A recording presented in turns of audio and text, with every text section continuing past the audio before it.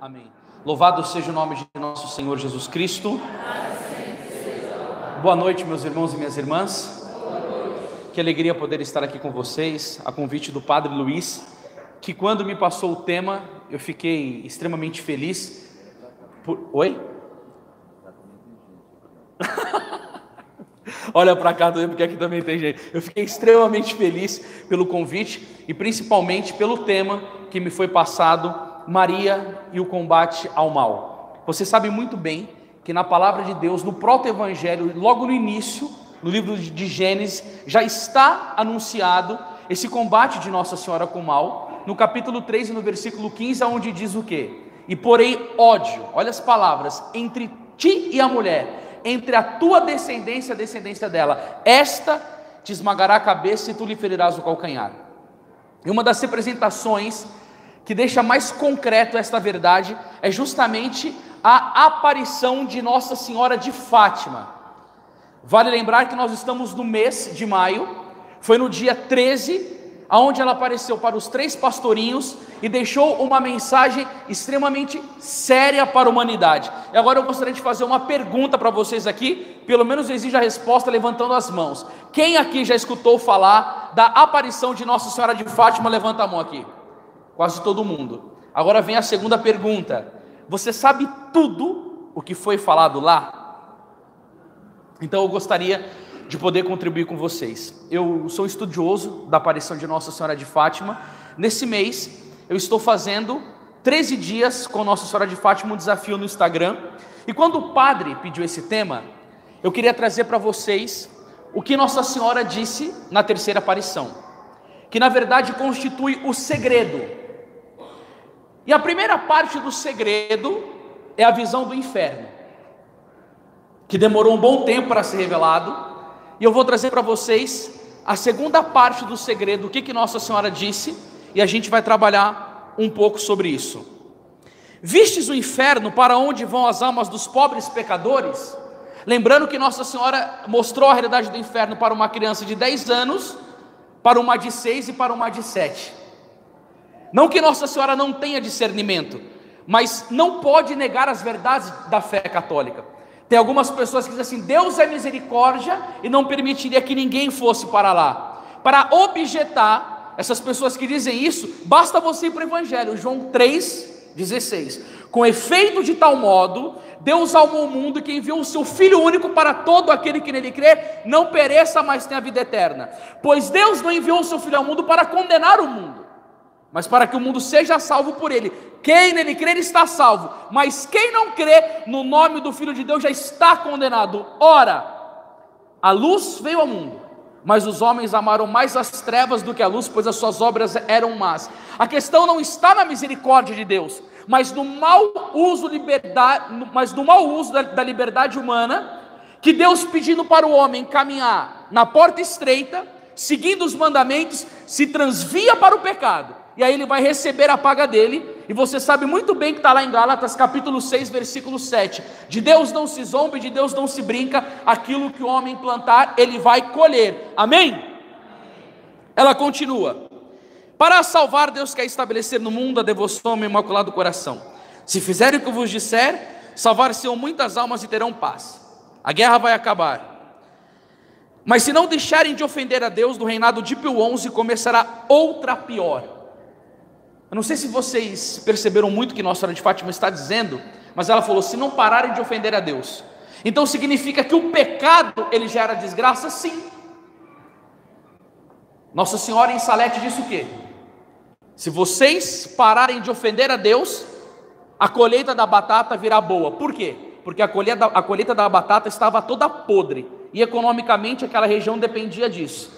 Quando Elias o profeta chega diante do rei Acabe, ele diz o quê? Pela vida do Senhor Deus de Israel a quem eu sirvo, não haverá chuva nem orvalho durante 3 anos, senão quando eu o disser. O que acontece quando para a chuva numa nação? A economia fica estrangulada, principalmente aquela que vivia do trigo. Por que o céu se fechou? Por causa do pecado do rei Acabe, por causa do pecado de Jezabel.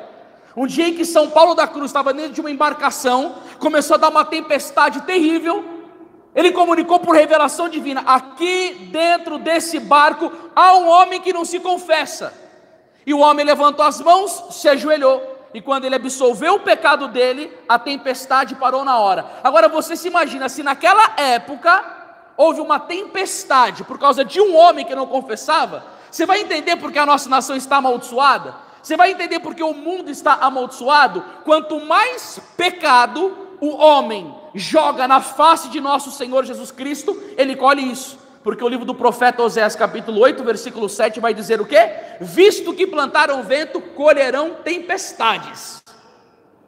Aí todo mundo fala, a gente sabe que Deus é misericórdia, mas não podemos esquecer que Deus também é justo. Responda comigo, Deus é? E aí ele continua aqui, ó. Quando virdes uma noite alumiada por uma luz desconhecida. Olha o padrinho conferir aqui na Bíblia, aqui, ó. Sabei que é o grande sinal que Deus vos dá de que vai punir o mundo de seus crimes, por meio da guerra, da fome e de perseguições à igreja e ao Santo Padre. Para impedir, virei pedir a consagração da Rússia ao meu Imaculado Coração e a comunhão reparadora nos primeiros sábados. Nossa Senhora continua dizendo assim, ó: se atenderem aos meus pedidos, a Rússia se converterá e terão paz, senão esparramará seus erros pelo mundo. Ela só pediu 1/3 para os católicos. Os católicos não cumpriram. E esse erro que ela disse é o comunismo. A Rússia esparramou o comunismo totalitário e muitas pessoas morreram. Pode ser para lá de 100 milhões. Porque não obedeceram o pedido de Nossa Senhora. 1/3. Às vezes as pessoas vêm conversar conosco depois da pregação, é porque meu casamento está arrebentado, é porque meu filho está sendo mal educado, é porque tudo... Mas não reza. Você vai na casa da pessoa, parece um lar pagão. O Papa João Paulo II falou para a nossa casa ser igreja doméstica, a igreja que reza. Meu irmão, minha irmã, escuta aqui uma coisa: família que não reza, lar que não tem poder do Espírito Santo, vira morada de demônios. Se não reza, não tem graça, não tem luz. A Bíblia vai dizer em Romanos 8,31, se Deus é por nós, quem será contra nós? Aí fica todo mundo aí vendo palestra motivacional, curso de inteligência emocional. Como que você vai fazer? Exclui Deus de tudo. Não reza, não jejua, não comunga, não respeita a Nossa Senhora que pede o terço. Não, mas agora eu tenho uma estratégia, eu tenho que falar assim desse jeito. Só procura graças por meio naturais. Eu quero só ver essas pessoas enfrentar o julgamento final e começar a falar a palavra de persuasão no trono. Porque eu fiz esse curso, ele me blindou sobre isso. Sangue de Cristo tem poder. Sangue de Cristo tem poder. E aí vai dizer aqui, ó: os bons serão martirizados, o Santo Padre terá muito que sofrer, várias nações serão aniquiladas. E aí vem a palavra de esperança: por fim, o meu coração imaculado triunfará. Agora eu quero trazer para vocês uma parte que em vários textos não é colocado, do terceiro segredo. O Santo Padre consagrar-me a Rússia, que se converterá e será concedido ao mundo algum tempo de paz. Em Portugal, conservará sempre o dogma da fé. Escuta aqui uma coisa. Olha a palavra de Nossa Senhora. Em Portugal se conservará o dogma da fé. O que isso significa, meus irmãos e minhas irmãs? Que se em Portugal se conservará, em outros locais isso não acontecerá. E o que a mensagem de Nossa Senhora de Fátima quer dizer para mim e para você? Nossa Senhora está apontando o Evangelho, porque foi o próprio Jesus Cristo, nosso Senhor, que disse lá em São Lucas, capítulo 18, versículo 8, quando o Filho do Homem voltar, acaso achará fé sobre a face da terra? Então, se existe essa profecia de Nossa Senhora, nós veremos em muitos lugares a destruição da fé católica. E aí, se nós perguntássemos o que é fé, muitas pessoas podem dizer: não, fé é aquela expectativa que Deus vai realizar o seu milagre, é aquela expectativa que o seu casamento vai ser restaurado, é aquela expectativa que haver uma cura. Não, irmãos, isso absolutamente não é fé. Sabe o que é isso? É confiança em Deus. O padre Leonel Franca vai dizer: a fé é a adesão da inteligência dessa faculdade superior a uma vontade que Deus revelou. Ou seja, meu irmão e minha irmã, eu fico chateado em ver esses católicos preguiçosos, que não tem um pingo de esforço para conhecer a sua fé. E sabe como eles querem viver? de hosanas, de aleluias, de pregações gostosas. Se ele vai numa igreja, ele chora, tá bom. Se ele não chora, não tá bom. Se ele sente um arrepio, tá bom. Parece espírita, parece protestante. Isso não é fé. Isso não é fé. Vai olhar para a vida do Padre Pio, espancado pelo demônio todo dia. Vai olhar para os mártires. Vai olhar para São Francisco de Assis. Perseguição, contrariedades, dificuldades da vida. E você acha que é por emoção que eles iriam perseverar ou não?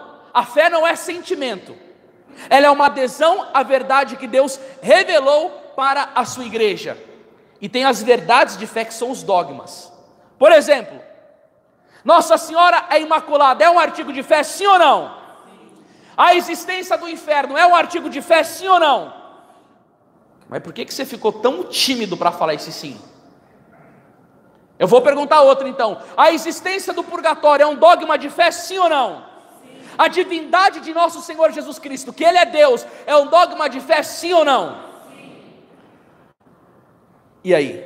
A gente vive o tempo da palavra do Papa Paulo VI, onde ele dizia: a fumaça de Satanás entrou no templo santo de Deus. E há teólogos que são mais endemoniados do que teólogos, que começaram a propagar a mentira dentro da própria Igreja Católica, negando os dogmas de fé. Por exemplo, fui fazer uma missão nos Estados Unidos, e um rapaz lá, cheio de boa vontade, entrou na faculdade de teologia para querer servir melhor a igreja. E o que ele escuta do professor dele de cristologia? O homem que ia ensinar sobre Cristo, sobre a pessoa adorável de nosso Senhor Jesus Cristo. Ele disse: Cristo não ressuscitou. Na verdade, o evangelho foi escrito pelos homens, dizia o professor, de uma universidade católica. Uma praga dessa tinha que ser exorcizada e ressuscitar o padre Rufus para dar um jeito nesse professor. Não, Cristo não ressuscitou. Mas como o evangelho foi escrito pelos homens, para não ficar mal para as pessoas, para o seguidor, para o cristianismo, colocaram isso. Mas o que aconteceu verdadeiramente com Jesus? Jesus foi jogado ao lado do Gólgota, e os cães comeram o corpo inteiro de Jesus. Então ele virou comida para cachorro, ele não ressuscitou. É mole ou quer mais uma coisa tenebrosa como essa? E ele continua falando, com largueza. Um professor de universidade comete uma atrocidade de uma heresia dessa, negando um dogma de fé, e parece que não acontece nada. Sabe o que é isso, irmãos? É a palavra do Papa Leão XIII: a audácia dos maus se alimenta da covardia dos bons. Enquanto os maus estão com o campo atuando, e os bons, que deveriam ser corajosos e tomar um posicionamento, não fala nada, eles vão ficando com o campo, esparramando o mal dentro da nossa igreja. E o que São Paulo vai dizer? Se Cristo não ressuscitou, é vã a nossa fé. E aí eu pergunto para a igreja aqui: Cristo ressuscitou, sim ou não? Sim. Aí você tem que ter convicção. Você tem que responder com convicção. Quantos lugares que se nega a presença real de Jesus no Santíssimo Sacramento? A palavra de Deus diz em São Mateus 26: tomai e comei, isto é meu corpo. Aí tem gente que o pessoal da teologia da libertação, isso daqui é um símbolo.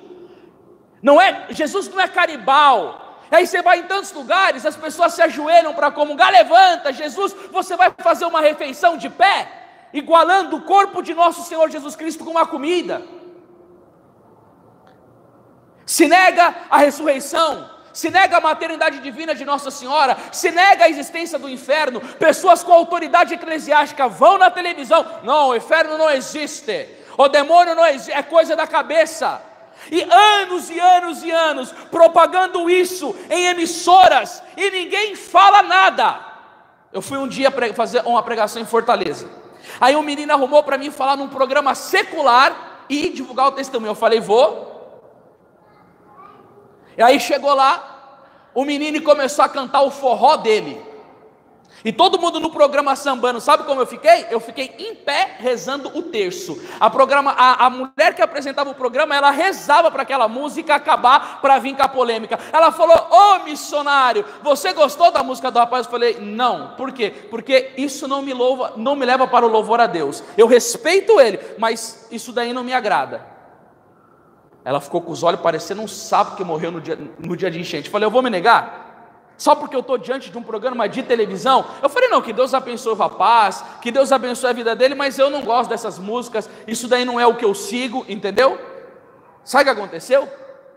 O menino que me levou nesse programa tinha uma banda de rock satânica. Ele se converteu naquela hora, vendo a coragem, renunciou à banda de rock dele satânica e foi inserido na igreja. O rapaz que estava tocando era do ministério de música, mas se vendeu para tocar no mundo porque começou a ganhar dinheiro. E ali foi uma exortação de nosso Senhor Jesus Cristo para ele, porque enquanto ele levava o povo à fé cantando na igreja, estava bom, porque ele estava promovendo a glória de Deus. Mas sabe o que aconteceu? Eclesiástico 10:10, nada é mais iníquo do que o amor ao dinheiro. Aquele que o ama chega a vender a sua alma. É terrível ver pessoas que não têm convicção da sua fé, e é só o diabo colocar uma nota para ele, que a pessoa vende a sua consagração. Nós precisamos, sabe o quê? Ser católicos autênticos, amar a nossa fé, dar a vida pela nossa fé, ser intransigente com o pecado, ser intransigente com o modernismo, ser intransigente com o mundo. Irmãos, o mundo, ele corrompe a nossa alma. A Bíblia vai dizer em 1 João 2,15, não ameis o mundo e nem as coisas do mundo. Se alguém ama o mundo, não está nele o amor do Pai. E aí eu vou pregando aqui, sabe como que eu vejo vocês assim, ó? Se eu estivesse fazendo uma pregação com umas piadinhas bacanas, falando só de cura interior, ia estar todo mundo chorando, alegrando com técnicas de persuasão com o público, para que todo mundo depois me siga nas redes sociais, e aí depois eu vou para o quinto dos infernos por ser omisso, por me vender no evangelho. E aí às vezes eu fico vendo as duras que o Padre Luiz dá no povo, as coisas que ele fala aqui no meio da missa.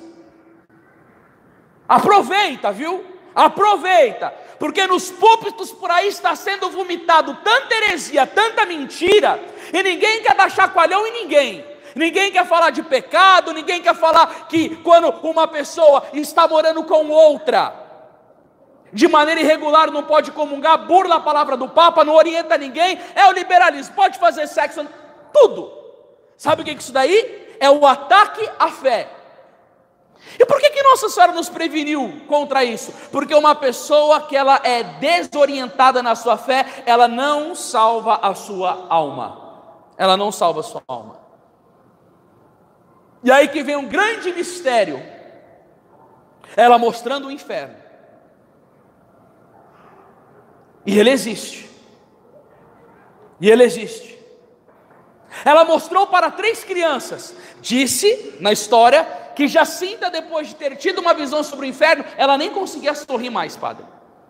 A experiência que ela teve do que é o inferno deixou ela tão mexida que ela entrou numa introspecção, e a única coisa que Jacinta queria fazer era sacrificar-se pelos pecadores. Penitência, penitência, penitência, para que o mínimo de almas possível na vida dela, pela entrega dela, fosse ao inferno. Agora veja bem, quem que fala sobre esses temas hoje em dia? Quem que quer ensinar sobre esses temas hoje em dia? Coloca aqui, retiro de cura e libertação. Bomba! Vamos lá para ser curado. Jesus quer curar? Quer? Mas eu lembro de uma coisa, quando Jesus fazia a cura tinha uma multidão, mas quando ele estava na cruz ninguém queria estar com ele. Parece que coisas agradáveis o povo tem mais adesão, olhando para o evangelho. E sabe o que eu penso? Você faz um retiro de cura e libertação, fala disso, bomba. Aí vamos fazer retiro de novíssimos, vamos falar sobre morte, julgamento, céu, inferno e purgatório. Eu não. Que é isso? Eu tenho medo, isso daí assusta. E qual que é o problema? Tomar um susto.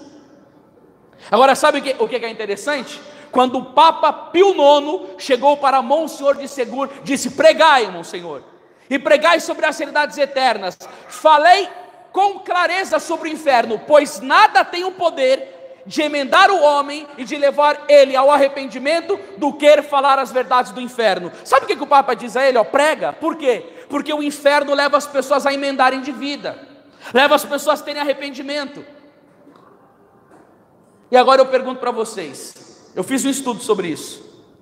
Sabe quantas vezes que nosso Senhor Jesus Cristo falou sobre o inferno no Evangelho? 18 vezes, meus irmãos e minhas irmãs.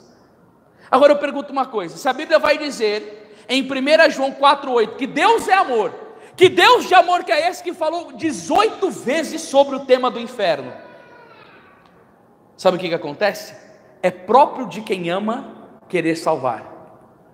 E o Senhor está dizendo: ó, é melhor com que você arranque as suas mãos, arranque os seus olhos e joga longe de ti, do que você ir com o corpo inteiro para o fogo da hiena. Aí você fala assim: nossa, mas então Jesus é duro, ele vai pedir para arrancar os olhos, ele vai pedir para arrancar os braços? Não, graças a Deus, irmãos, nós da Igreja Católica temos os nossos santos e principalmente os doutores, que, como dizia São João Paulo II, são aqueles que melhor interpretam a Sagrada Escritura. E São Bernardino de Sena vai dizer o quê?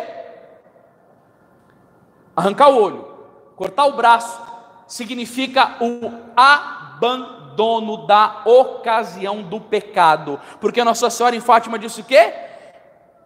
Olha para onde vão os pobres pecadores. Então, se é o pecador que vai para o inferno, então tem que se evitar o pecado. Como que faz isso? Abandona a ocasião. Santo Afonso Maria de Ligório, no exorcismo, chegou e invectivou o demônio e disse: qual que é a pregação que você mais odeia? E o demônio diz: a pregação que eu mais odeio é aquela que o pregador ensina a pessoa a abandonar a ocasião de pecado, porque uma pessoa que aprendeu a abandonar a ocasião de pecado está perdida para mim. E aí você vai ver isso daí em Eclesiástico 21:2. Foge do pecado como se foge de uma serpente. 2 Timóteo 2:22. Foge das paixões da mocidade. Eclesiástico 17:24. Ora diante de Deus e diminui as ocasiões de pecado.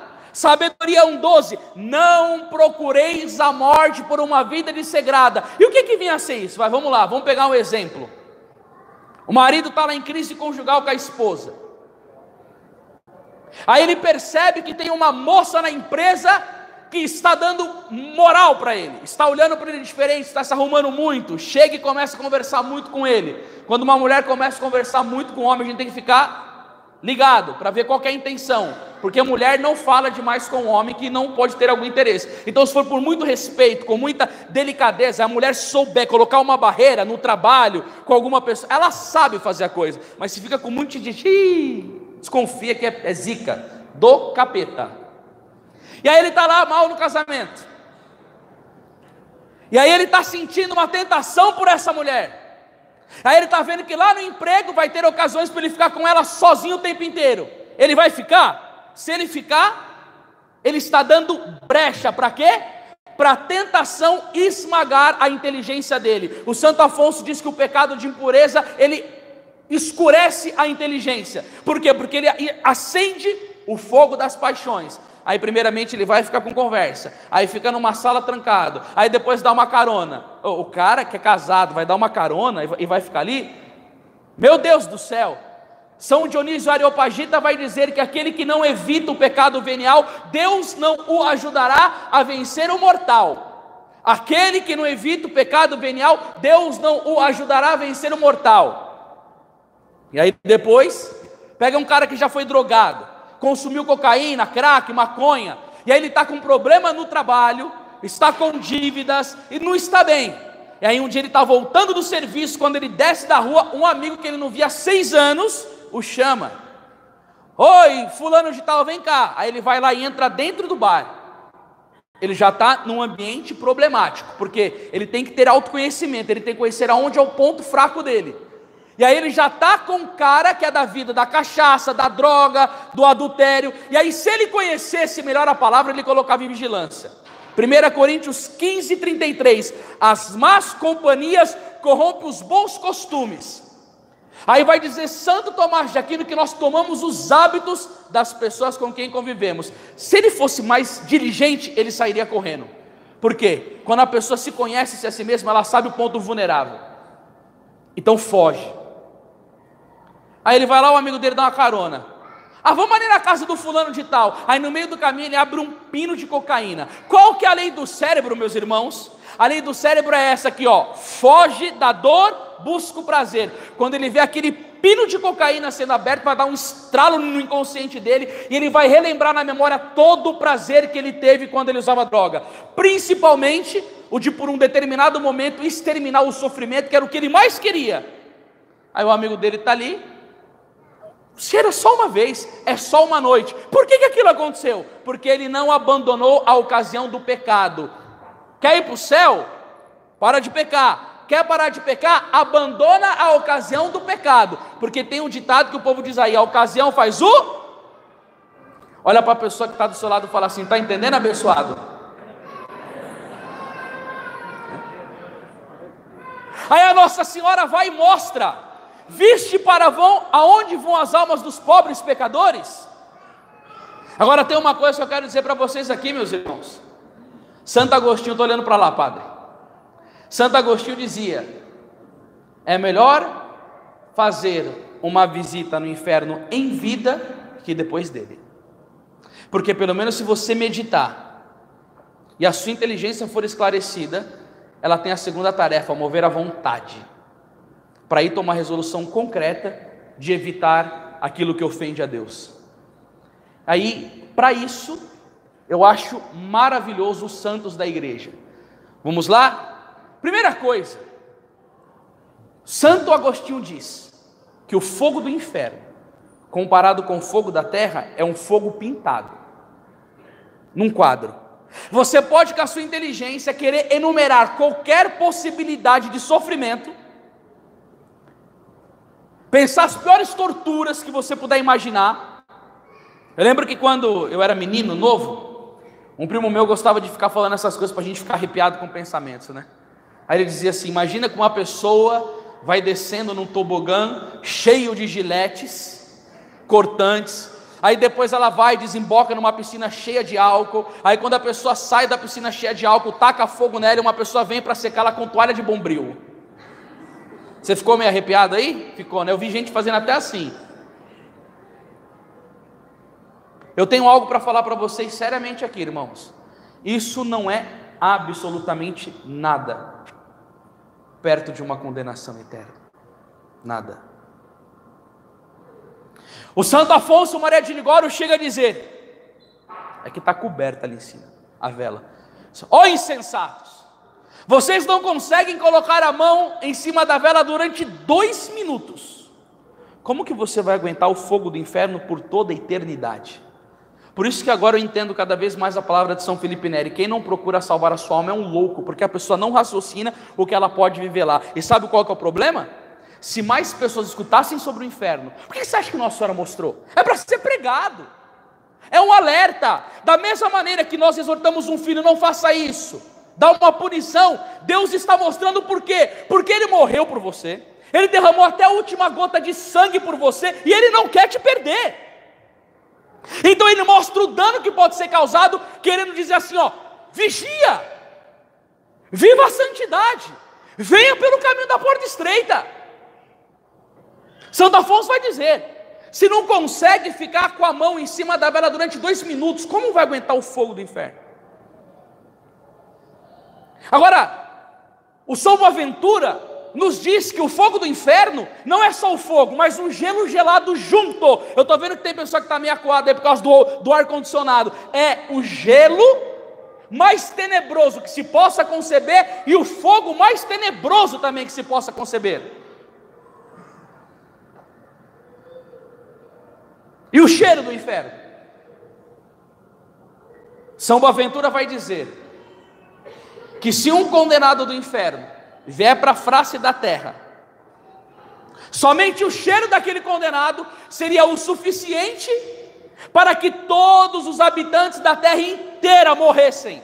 Às vezes você sente o cheiro ruim aí, dá uma náusea, dá uma dor de cabeça, fica incomodado, passa na frente do rio: amor, fecha a janela do carro porque está insuportável esse cheiro. Eu vou trocar lá o cocô do Gabriel, do meu filho. Eu falo: Jesus amado, que cheiro que é esse? E aí um dia eu estava lá no Nordeste fazendo mais essas pregações sobre o inferno. Eu sou chamado direto para falar sobre isso. O ano passado, no mês de março, eu fui lá para a Irlanda, do outro lado do mundo, pregar sobre esse tema. Porque tem uma pregação minha na internet que viralizou sobre isso daí. E as pessoas me chamam muito para falar isso. Um dia que eu estava num local, padre, em Minas Gerais, um encontro de jovens, eu falei, nossa, o menino quer que eu fale sobre o inferno direto, isso é inferno, inferno. Eu já não aguentava mais. Aí quando entrei na casa paroquial, tinha uma estante de livros. E como eu gosto muito de ler, eu falei, vou pegar um livro aleatoriamente aqui, vou dar uma abridinha. Quando eu abri, pregue sobre o inferno. Eu falei, tá bom, Jesus, eu estou entendendo o negócio, vamos continuar nessa toada, né? Mas depois eu vou te falar os frutos. Aliás, depois não, eu já vou falar agora. Eu fui num encontro em Brasília, um menino chegou do meu lado e veio conversar comigo. Falou assim, Anderson, você não tem noção do benefício que aquela pregação do inferno fez na minha família. Primeiro eu ouvi a pregação. Ele falou, não consegui dormir, chorei a noite inteira, fui procurar a confissão, comecei a passar para a minha família inteira. Esse relato, eu filmei ele e coloquei no Facebook. Sabe o que ele me disse? 21 pessoas da minha família se converteram por causa dessa pregação. O rapaz que estava do lado me disse assim, na minha família não foram 21, mas foram 7. João 8,32, conhecereis a verdade vos... E aí meu irmão, minha irmã, eu estava lá no Nordeste pregando, saí de um evento, e também tinham me pedido justamente essa pregação do inferno. Aí eu fui para Maragogi. Quando eu estava indo para Maragogi, no meio do caminho começou a me dar enxaqueca. Graças a Deus eu parei de comer glúten e a enxaqueca acabou. E aí chegou o menino, cara, eu preciso sair do carro para pegar um Dorflex. Quando eu saio do carro, tinha um matagal assim do lado da estrada, com certeza tinha um animal morto ali. Antes de curar a minha dor de cabeça, ela potencializou, porque quando entrou aquele cheiro, eu falei, meu Deus, que coisa tenebrosa. A dor de cabeça começou a latejar por causa daquele cheiro. Eu transformei aquilo em oração, porque eu tinha falado desse tema. E aí quando eu fiquei com aquele cheiro na minha memória e me fazendo mal, eu me questionava, você aguentaria um cheiro extremamente superior a esse por toda a eternidade? E olha que Santo Antônio diz que a misericórdia de Deus se verifica no inferno, porque ele poderia potencializar ainda mais o sofrimento do condenado.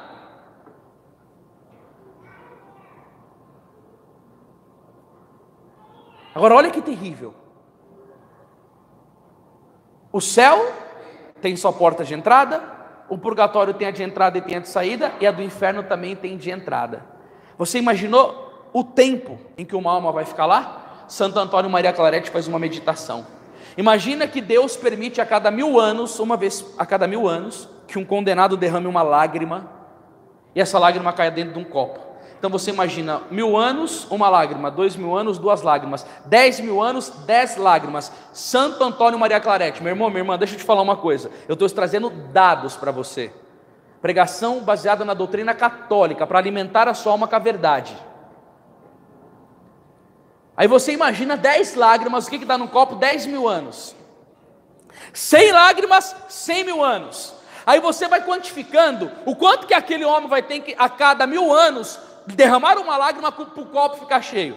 Aí você imagina que o copo ficou cheio. Aí você imagina a paróquia Santa Terezinha inteira cheia, Goiânia inteira, Aparecida inteira, o estado de Goiânia, o Brasil inteiro. Aí essa água vai vir, acontece um dilúvio no mundo. Você consegue quantificar o tempo disso que eu estou falando para vocês? E esse dilúvio no mundo vai acontecer por causa dessa lágrima. E o inferno deste condenado vai estar apenas começando. Sabe o que chama isso? Pena dos sentidos. Mas a pena do sentido não é a pior coisa que tem. Quanto tempo que eu tenho, padre? Infelizmente eu esqueci de pegar o meu cronômetro. Pode indo? A pena do sentido, ela não é a pior. Você sabe para que serve a pena dos sentidos? Para dar temor. Deixa eu falar 2 situações aqui para você ficar bem assim, pensativo. Você sabia que na época dos mártires tinha um tirano que ele pegava as pessoas, colocavam elas dentro de um touro dourado enorme. E sabe o que ele fazia? Ele colocava esse touro dourado em volta de chamas. E você imagina as pessoas dentro desse touro dourado começando a derreter dentro dele. Ia derreter no pé, a pele ia ficando destruída. E você imagina a pessoa nessa quentura tremenda desse touro dourado, e ele todo assando. E a pessoa ali, imagina a perna dela assando, fritando, começa a descarregar a pele. Você imagina na perseguição de Nero, quando Nero pegava os mártires, que não queriam negar a Cristo, sabe o que eles faziam? Eles amarravam ele num pedaço de pau com um cristão face a face. E aí estava lá o cadáver e o cristão. Aí o cristão nariz com nariz, boca com o cadáver.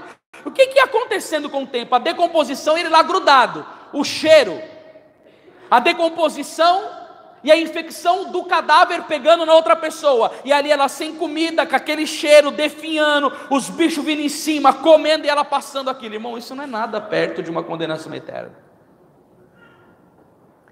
E o que a gente deve fazer? Escutar o conselho do Padre Pio. O Padre Pio estava passando assim no meio de uma multidão, um jovem chegou: Padre Pio, me diga uma palavra. O Padre Pio olhou e falou: salva a tua alma. Meu irmão, minha irmã, se as pregações que você tem escutado não leva você para a confissão, não leva você para o terço, não tem te impulsionado a detestar o pecado, não te leva a querer buscar uma vida de disciplina, com oração, com o sacramento da Eucaristia, com leitura da vida dos santos, foge, que isso é engodo do demônio. Está cheio de pregador que está querendo inserir pregação motivacional no meio da igreja, e esses canalhas nem rezando mais estão. Porque é muito importante que um cara tenha expertise e possa ir numa empresa e ajudar a empresa que está com deficiência, com um monte de problemas, e poder ajudar. Isso faz parte da doutrina social da igreja. Sabe qual que é o problema? A galera descobriu que isso daí dá muito dinheiro. Eles estão querendo ficar fazendo só esse tipo de treinamento dentro da igreja. Aí a pessoa está lá no pecado mortal, cometendo adultério, fazendo sexo antes do casamento, com o coração entupido de ódio. Isso daí vai chegar e vai chamar ela a uma conversão? Não. Isso vai fazer ela ter uma reflexão na vida dela? Não. E aí o que acontece com os pregadores que falam desse jeito? Perseguição, fecha a porta. Aí nós somos rotulados de quê? Fanático, exagerado. Nossa, mas ele fala assim: aqui vai ter alguém que vai me detonar hoje. Não, eu não vou lá não. Nossa, aquele gordinho baixinho, essa invocado. Nossa, parece que aprendeu nada. Baixinho invocado. Mas como fala daquele jeito? Por que você acha que prenderam Nosso Senhor na cruz? Agora eu quero falar para vocês, irmãos.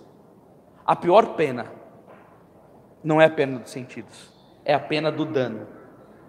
Você imagina que agora quantas pessoas estão morrendo agora, nesse momento, por velhice, por acidente de carro, por doença, e ela vai se apresentar diante de nosso Senhor Jesus Cristo, e ali ela será julgada. O Santo Afonso diz que o julgamento da pessoa acontece na hora em que ela morre. Uns vão entrar no céu, uns vão para o purgatório, para purificar, e outros vão escutar isso: afastai-vos de mim, malditos, eu nunca vos conheci. E aí imagina essa pessoa no julgamento, olhando para Nossa Senhora e dizendo: tchau, nunca mais o verei de novo. Tchau, santos anjos. Tchau, Santa Teresinha, nunca mais tornarei a ver. Tchau, Padre Pio. Tchau, Deus. Nunca mais na vida aquela alma vai poder amar a Deus. Nunca mais na vida aquela alma vai poder amar a Santíssima Virgem Maria. E aí tem uma coisa interessante: Deus dá para cada um tempo determinado para se salvar. Para São Domingos Sávio ele deu 15 anos, para Santo Afonso ele deu 91. E aí tem aquela palavra de São Paulo, Filipenses 2,12: trabalhai na vossa salvação com temor e tremor. E eu amo essa frase de Santo Agostinho: Deus criou sem precisar da tua ajuda, mas Ele não pode te salvar sem o teu consentimento. Cada um aqui tem uma responsabilidade individual, sabe do quê? De corresponder com a graça. E aí por isso que eu amo a frase de Santo Afonso Maria de Ligório: quem reza se salva, e quem não reza se condena. Repetem comigo: quem reza se salva, quem não reza se condena. Olha para a pessoa que está do seu lado e fala assim: está rezando, abençoado?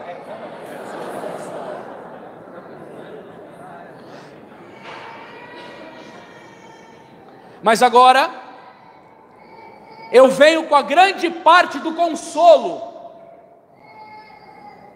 que é justamente aquilo que Nossa Senhora disse. Agora você vai parar um pouco essa sofrência que você está aí dentro aí. O melhor fica para o final. Nossa Senhora mostra o inferno. Muitas almas vão ao inferno porque o Anakin reza e se sacrifica por elas. Para salvá-las, Deus quer estabelecer no mundo a devoção ao meu imaculado coração. Queridos irmãos e irmãs, eu tenho 36 anos de idade. Quando eu tinha 21 anos, eu fiz um voto com Nossa Senhora numa madrugada. Por quê? Porque Deus, em sua infinita misericórdia, me concedeu a graça de compreender que Nossa Senhora, ela não é opcional na nossa vida cristã, ela é de importância fundamental, especialmente para o grande momento.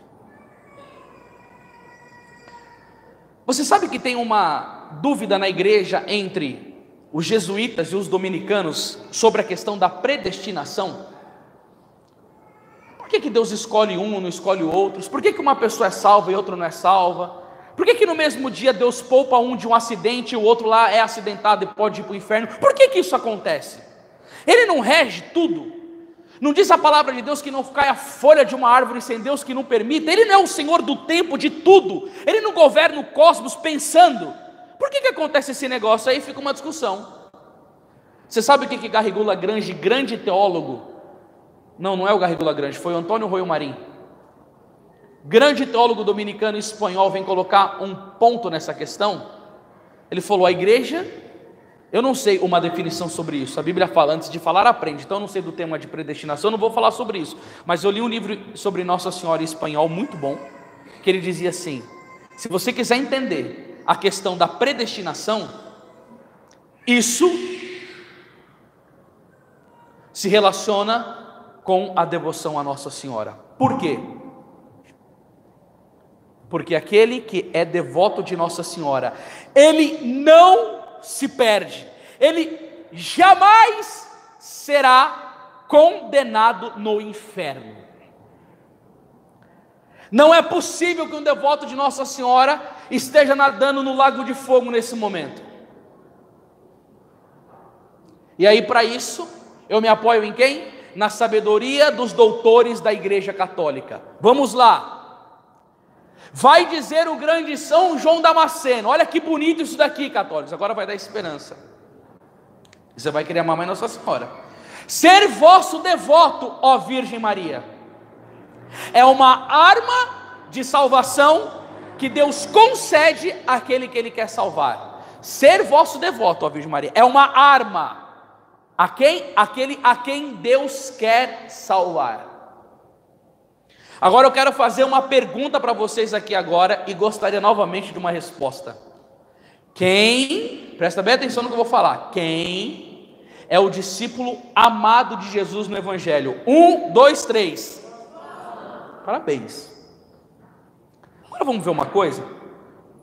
No alto da cruz, nosso Senhor olha para São João e diz: filho, eis aí a tua mãe. São João 19, 26. Pensa uma coisa comigo aqui agora. Se Jesus tinha São João como predileto, o que ele deu para o seu discípulo a quem ele mais amava? A sua mãe. São Paulo da Cruz vai falar que essa é uma marca dos prediletos de Jesus. Aqueles a quem Deus mais ama, Padre, Ele entrega a sua mãe. Você quer saber uma outra predileta? Tem alguma imagem do Sagrado Coração de Jesus aqui? Tem na capela. Você sabe o nome da santa que foi a propagadora da devoção ao Sagrado Coração de Jesus? E o padre vai fazer uma campanha aqui, você tem que participar dessa campanha, que a sua vida vai dar um up espiritual. Quem disse aqui? Parabéns. O nome dela é Santa Margarida Maria Alacoque, uma santa francesa. Sabe o que Jesus disse para ela? Eis que eu te confio ao coração da minha mãe, para que ela te forme segundo os meus desígnios. Jesus entrega a quem Ele mais ama a sua mãe santíssima. Então, se você tem um amor profundo sobre Nossa Senhora, sabe, mas Deus não faz distinção de pessoas para a salvação, mas Ele tem os seus prediletos sim, com certeza, absoluta. Agora pensa uma coisa aqui. Se você tem muito amor por Nossa Senhora, eu estou com essa lapela aqui que eu estou transmitindo pro meu canal aqui, pessoal, que toda terça-feira eu faço uma live, então para não faltar, estou aqui também transmitindo.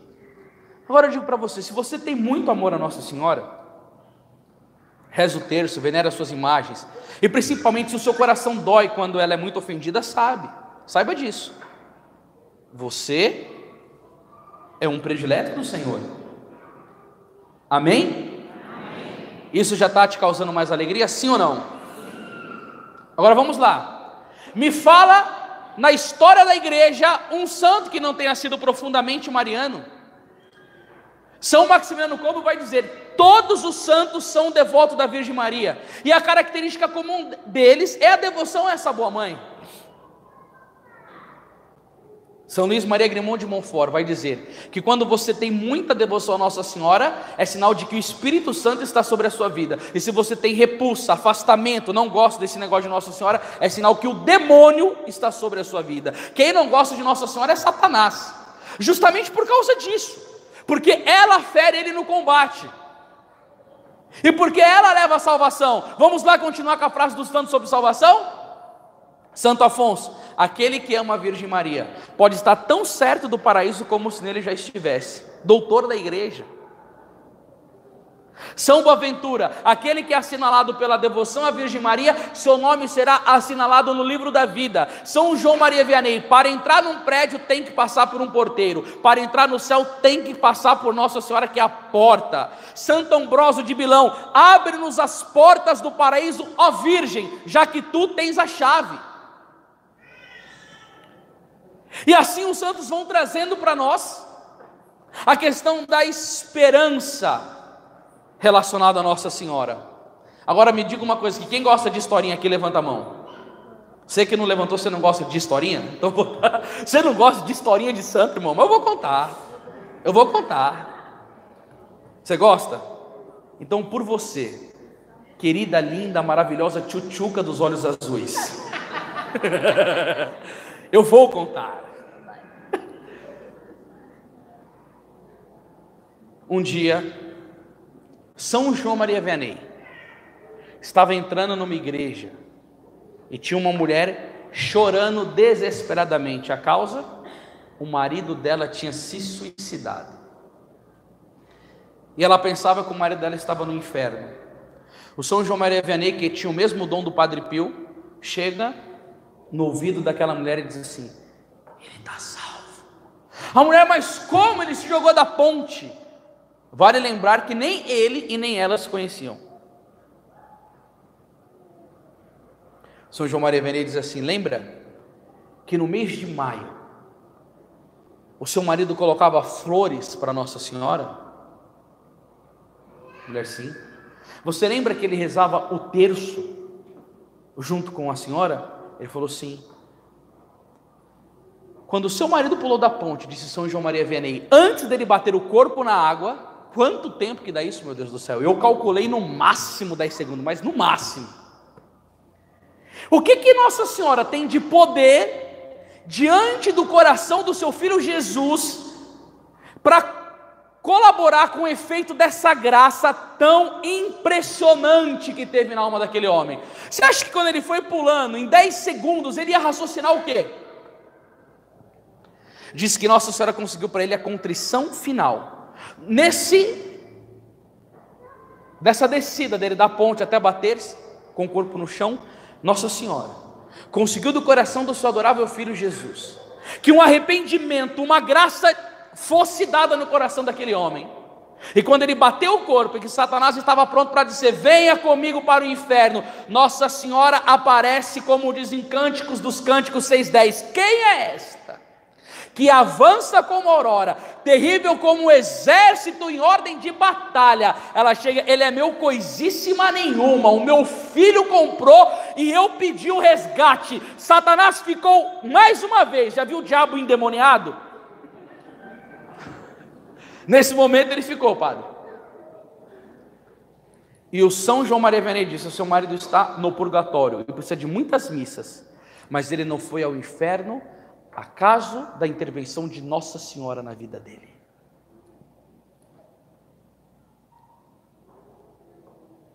Dois jovens de Santo Afonso e Maria de Ligório estavam numa orgia. Um foi para uma casa, outro foi para outra. Quanto tempo que eu tenho ainda? 5? Um foi para uma casa, outro foi para outra casa. Esse outro que foi para casa tinha um voto de rezar todo dia 3 Ave Marias antes de dormir. Eu espero que você, meu querido goiano, comedor de pamonha, que é uma delícia esse trem, depois que você escutar essa história, você nunca mais deixe na sua vida de rezar 3 Ave Marias antes de dormir. Ele estava no pecado. Quando ele saiu de lá, ele foi fazer as 3 Ave Marias. Você imagina rezar no pecado. Santo Agostinho diz: quem peca para de rezar, mas quem reza para de pecar, ele deve ter rezado numa distração tremenda, sem vontade nenhuma. Quando ele estava dormindo, começa a bater na porta. Quando ele abre a porta de Santo Afonso, era o amigo de companhia de orgia dele, num fogo pavoroso, numa feiura, e o amigo dele falou: o que aconteceu? Falou: o demônio me matou e eu fui condenado ao inferno. Você se privou disso por causa daquelas 3 Ave Marias que você fez àquela mulher. Se tem gente que não acredita nessas coisas, você é livre. Eu estou tirando de Santo Afonso num livro que foi aprovado pelo Papa Leão XIII. Eu sou católico apostólico romano. Quem não aceita, vira seita.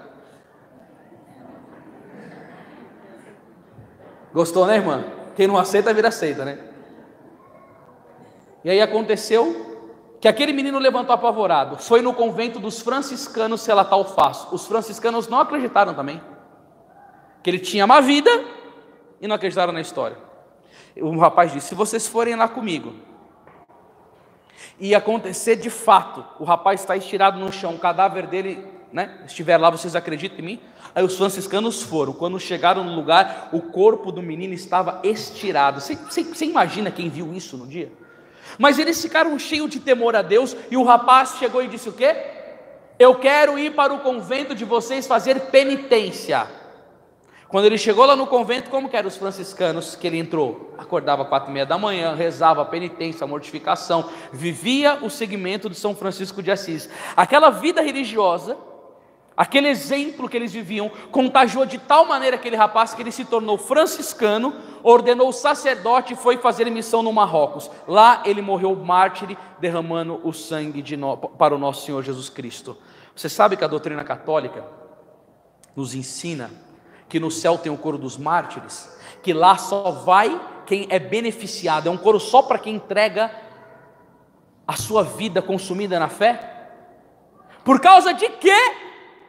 Por causa de 3 Ave Marias, por causa de uma graça especialíssima de Nossa Senhora. Católicos, entendam o que eu estou dizendo. Você precisa amar Nossa Senhora, você precisa rezar o terço, você precisa consagrar a sua família. Sabe qual é um dos maiores movimentos que cresce no Brasil? O Terço dos Homens. Eu faço parte do Terço dos Homens em São Paulo, na Terceira Venerável Ordem do Carmo. Dentro de casa, você que é marido tem que instituir o terço. Você, mamãe, tem que rezar o terço com os seus filhos, porque eu vou pregar para os casais e vou citar a palavra de São Pio X: me dê mães verdadeiramente cristãs e eu me encarrego de conquistar o mundo. A coisa mais importante dessa vida é a salvação da alma.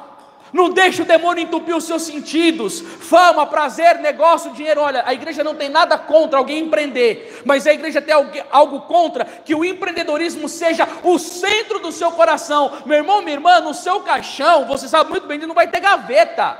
Você não vai levar nada. Quem não salvou a sua alma não fez nada nessa vida. Nosso Senhor vai dizer: do que adianta o homem ganhar o mundo inteiro e vir perder a sua alma? Agora, quem quer verdadeiramente a salvação, ele gruda em Nossa Senhora, ele ama Nossa Senhora, ele reza o terço, ele faz o ofício, ele lembra dela, ele lê sobre ela e ele pede todo: mãe, eu sou um nada, sou fraco, sou pequeno, limitado. Senhora, me dê a graça de ser uma pessoa virtuosa. Nossa Senhora, me ensina a amar mais o seu filho Jesus. Coloca na minha alma o gosto pelo paraíso. Coloca dentro da minha alma a repugnância pelo pecado. Me faz amar o sacramento da confissão. Por quê, irmãos? Porque é isso que é o grande miolo da graça de Fátima. Para salvá-las, Deus quer estabelecer no mundo a devoção ao homem imaculado coração. Não deixe, irmãos, nenhum veneno protestante arrancar do seu coração o amor sobre Nossa Senhora. Ah, mas se eu amar ela demais, eu vou colocar ela no lugar de Jesus. São Maximiano Kolbe dizia: não tenha medo de amar demais Nossa Senhora, você nunca vai amá-la como Jesus amou. E quanto mais você ama a Nossa Senhora, mais ela vai te ensinar a amar o filho dela. E pede para Nossa Senhora me dê pavor do inferno e gosto pelo paraíso. Para que assim, pela intercessão dela, nós possamos ser encaminhados para a vida eterna. Ave Maria, cheia de graça, o Senhor é convosco. Bendita sois vós entre as mulheres. Bendito é o fruto do vosso ventre, Jesus. Santa Maria, Mãe de Deus, rogai por nós, pecadores, agora e na hora de nossa morte.